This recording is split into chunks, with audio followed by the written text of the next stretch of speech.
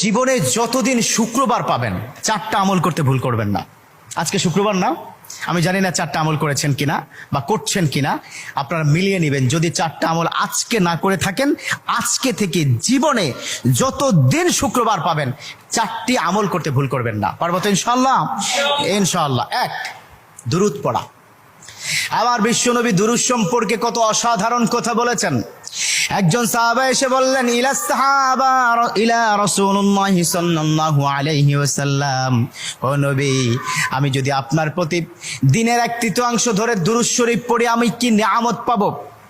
বিশ্বনবী বললেন, তুমি যদি দিনের 1/3 ধরে আমার প্রতি দুরূদ শরীফ পড়ো তোমার জন্য বিশাল উপকার হবে, আরো বাড়িয়ে পড়লে তোমার জন্য আরো ভালো হবে। সাহাবা মহা খুশি হয়ে গেলেন, ইয়া রাসূলুল্লাহ, আমি দিনের অর্ধেক সময় জুড়ে যদি আপনার প্রতি দুরূদ শরীফ পড়ি তাহলে কি হবে? বিশ্বনবী বললেন, এটা বিশাল